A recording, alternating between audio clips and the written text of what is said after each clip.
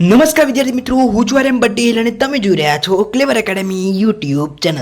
તો આજના વિડીયોની અંદર આજે આપણે જોવાના છીએ ધોરણ 11 વિષય ગુજરાતી મોસ્ટ આઈએમપી પ્રશ્નો નિબંધ અને અહેવાલ જોવાના છે।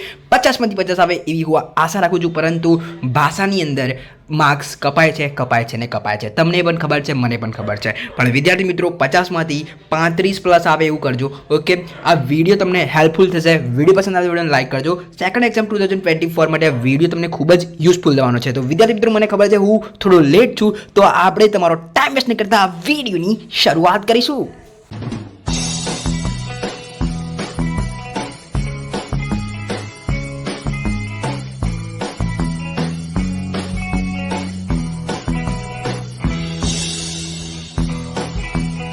તો વિદ્યાર્થી મિત્રો, હું તમને કોઈ ટાઈમ વેસ્ટ નહીં કરું, સીધા આપણે આઈએમપી ઉપર જઈશું। આઈએમપી નિબંધની આપણે વાત કરી લઈએ તો પહેલો છે જાગ્યા ત્યારથી સવાર, ટેલિવિઝનના લાભાલાભ, વિજ્ઞાન વરદાન કે અભિશાપ, પ્રદૂષણ એક સમસ્યા, તહેવારોનું મહત્વ, પુસ્તકો આપણા મિત્રો, સ્વચ્છતા ત્યાં પ્રભુતા, ભ્રષ્ટાચાર, માતૃપ્રેમ અને પુરુષાર્થ એ જ પ્રારબ્ધ। તો વિદ્યાર્થી મિત્રો, આ છે નિબંધનું લિસ્ટ, તમે સ્ક્રીનશોટ લઈ શકો છો। હવે હું તમને કહી દઉં કે નિબંધ તૈયાર કેવી રીતે કરવાનો। તો વિદ્યાર્થી મિત્રો, એક એક લાઈન ગોખવા નહીં બેસવાનું, તમે નિબંધને ગમે તેમ તૈયાર કરી શકો છો, પણ અડધા વિદ્યાર્થીઓને શું હોય, એટલો કોન્ફિડન્સ હોય ને કે નિબંધ ત્યાં જઈને સીધો લખે પરીક્ષામાં જઈને। તો વિદ્યાર્થી મિત્રો, તમારે એના માટે શું કરવાનું, ગમે તે આની અંદર જે બધા નિબંધ છે મેં તમને લિસ્ટ આપી દીધું। તો વિદ્યાર્થી મિત્રો, તમારે આની અંદર કહેવત હોય, બરોબર, પછી કોઈ એ આની અંદર પંક્તિ જેવું હોય, ધારો કે રવિન્દ્રનાથ ટાગોરે લખેલું હોય, એવી બધી પંક્તિઓ તમારે ઘેરથી પ્રિપરેશન કરીને જવાની, બરોબર, અને વાક્યમાં બેસે એવી પંક્તિ લખવાની, એમને આડેધડ નહીં લખવાની। ઓકે, તો તમે એક નિબંધની અંદર 4 થી 5 પંક્તિ અથવા કહેવતનો સમાવેશ કરશો તો જે ચેક કરનાર છે એને લાગશે કે ના ભાઈ નિબંધ લખ્યો છે। ઓકે, તો તમને 10માંથી એ ક્લિયર છે, 10માંથી તમને 8 યા 8.5 માર્ક્સ મળશે। ઓકે, તો આઈ હોપ કે તમે સમજી ગયા છો નિબંધ કેવી રીતે લખવાનો। ઓકે, વાત કરીશું વિદ્યાર્થી મિત્રો આઈએમપી અહેવાલ। તો અહેવાલ તો તમારે તમારી માતૃભાષાની અંદર લખવાનો છે, તમારી ભાષાની અંદર લખવાનો છે, એની અંદર કોઈ પ્રિપરેશન કરવાની જરૂર નથી, પણ ખાલી તમે એકવાર નજર મારી લો ને કે આની અંદર શું આવે છે। ધારો કે મેં તમને કહી દીધું વૃક્ષારોપણનો અહેવાલ પૂછાય છે, તો તમારે ખાલી એકવાર જોઈ લો કે વૃક્ષારોપણનો શું લખી શકીએ છીએ, તમને આઈડિયા આવી શકે છે। ઓકે, પછી આપણે વાત કરીએ વિજ્ઞાન પ્રદર્શનનો એક અહેવાલ આવી શકે છે, પછી એ અહીંયા તમને શિક્ષણનો વિદાય સમારંભવાળો એક અહેવાલ આવી શકે છે, પછી વિદ્યાર્થી મિત્રો અહીંયા પુસ્તક મેળાનો અહેવાલ આવી શકે છે। ઓકે, તો અહીંયા જોઈ લેજો વિદ્યાર્થી મિત્રો, આટલા અહેવાલ છે। હવે વિદ્યાર્થી મિત્રો, આપણે વાત કરી લઈએ આઈએમપી સવિસ્તાર। તો એની અંદર વિભાગ એ પદ્ય વિભાગની વાત કરીશું, પદ્ય અને ગદ્ય। ઓકે, તો પદ્યની આપણે વાત કરી લઈએ તો પહેલું છે અશોકનું પાત્રાલેખન, બરોબર, ચંદ્રહાસનું પાત્રાલેખન, નાવિકે રામને હોડીમાં બેસાડવાની શા માટે ના પાડી, એકદમ વેરી આઈએમપી થઈ જશે આપણો, બરોબર। પરાજયની જીત કાવ્યમાં રજૂ થયેલો માનવ સંદેશ જણાવો, નાયકના આતિથ્ય માટે નાયિકા સીસી વિનંતી કરે છે, નાયક સી મજબૂરી બતાવે છે, બરોબર। પરાજયની જીત શીર્ષકની આ બી વેરી મોસ્ટ ટાઈમ થઈ જશે, પરાજયની જીત। ઓકે, ચક્રવાક મિથુન વાળો અંત, એટલે કે આખું ચક્રવાક મિથુનનું જે કાવ્ય હોય એનું આખું સવિસ્તાર લખવાનો છે। ભજન કરે તે જીતે ગીતના આધારે ભક્તિનો મહિમા જણાવો। આગળ જોઈએ તો 9મો પ્રશ્ન છે ભજન કરે તે જીતે કાવ્યનો ભાવાર્થ, ખિલ્લા કાવ્યનો મધ્યવર્તી વિચાર સ્પષ્ટ કરો, ચંદ્રહાસને જોઈને વિષય કેવા પ્રકારનું મનોમંથન અનુભવે છે અને નાયિકાએ નાયક પ્રત્યે દર્શાવેલા ભાવ તમારા શબ્દોમાં વર્ણવો। આની અંદર હું તમને કહું તો એક તો ભજન કરે તે જીતે, તમે એકદમ કાવ્યનો ભાવાર્થ તમે કરેલો હશે તો તમને ખબર હશે, બરોબર। જો તમે ભજન કરે તે જીતે એક જ પ્રશ્ન કરો અને આની અંદર બી એ પ્રશ્ન લખો તો તમને માર્ક્સ મળી શકે છે। ઓકે, એવું નથી કે તમે ગ્રાઇડને બેઠું તમે લખવું જરૂરી છે, એવું નથી, તમે તમારી ભાષાની અંદર લખી શકો છો, પણ સ્ટોરી પાઠની હોવી જોઈએ, કાવ્યની હોવી જોઈએ।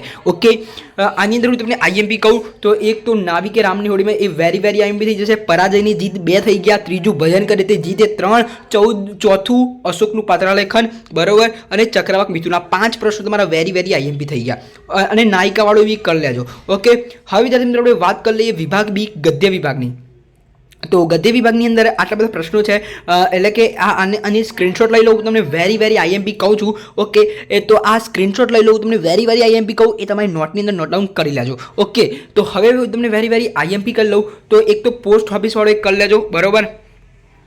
પોસ્ટ ઓફિસ અલી ડોસા માટે ધર્મક્ષેત્ર તીર્થસ્થાન છે આ એક, બરોબર। પછી એક છે તો વિદ્યાર્થી મિત્રો પછીનો આપણો પ્રશ્ન થશે કર્મનો હિસાબ દરેકે ચૂકવવો પડે છે આ વિધાન વાત એક સાપનું કૃતિના આધારે સમજાવો. આ વેરી આઈએમપી રહેશે. બરોબર. પછી વિદ્યાર્થી મિત્રો આપણે વાત કરી લઈએ જયશંકરની સુંદરી સુધીની રૂપાંતર યાત્રા તમારા શબ્દોમાં વર્ણવો એ બી મોસ્ટ ટાઈમ રહેશે. અલીડોસાનું પત્રાલેખન, કેકા સાત્રીવાળો પ્રશ્ન, પછી અમૃતાનું પત્રાલેખન અને જીભ વિશે તમે શું વિચારો છો. બરોબર. તમારા એટલે કે લેખકના વિચારો લખવાના છે, તમારા વિચારો નથી લખવાના.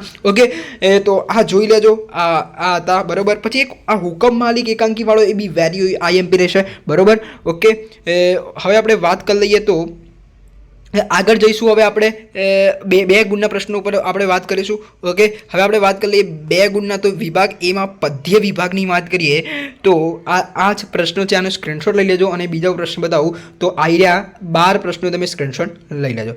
ઓકે, હવે આપણે વાત કરી લઈએ આની અંદર આઈએમપીની. તો આ બી પહેલું મોસ્ટ આઈએમપી રહેશે. બરોબર.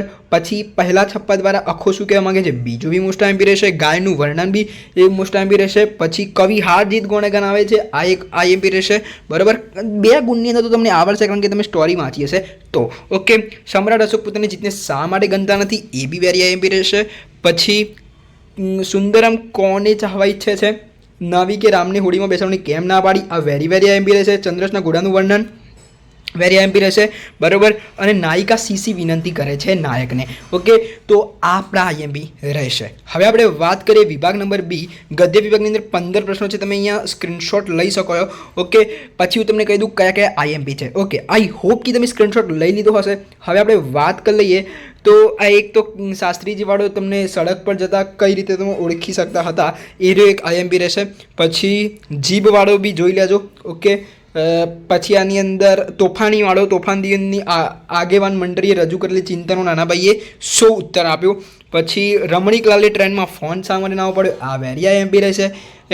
પછી જીતની લાગણી શૂન્યતા અધિકારીને શા માટે પાડે છે, અધિકાર જીન પાસે કેવા કામો કરવા છે, વેરી મોસ્ટ આઈએમપી રહેશે અધિકાર જીન. બરોબર. પછી જીના ભરવાડનો પરિચય બી આઈએમપી રહેશે. બરોબર. પછી સ્ટેચ્યુ રમવાની મજા દ્વારા લેખક શું કહેવા માંગે છે, આ બી આઈએમપી રહેશે. અમુ સૌને બદલાઈ ગયેલી ક્યારે લાગી, આ બી આઈએમપી રહેશે. ઓકે, તો આટલા રહેશે. હવે આપણે વાત કરીએ જયશંકરની સુંદરીની શોધ ક્યારે પૂર્ણ થઈ, આ વેરી આઈએમપી રહેશે. બરાબર. પછી આપણે વાત કરીશું લેખકે કેન્દ્રીય જીભનું સ્થાન વિશિષ્ટ સાથે ગણાવ્યું છે. જીભનું સ્થાન કેવી રીતે વિશિષ્ટ ગણાવ્યું એ તમને આઈએમપી રહેશે. તો આઈ હોપ કે તમે ખબર પડી હશે. વિડીયો સારો લાગ્યો હશે. વિડીયો સારો લાગ્યો લાઈક કરજો. ચેનલની અંદર નવા ચેનલને સબસ્ક્રાઈબ કરજો. બેલ આઇકનની જરૂર પ્રેસ કરજો. મળીશું નેક્સ્ટ વિડીયોમાં. ત્યાં સુધી good bye, take care, all the best.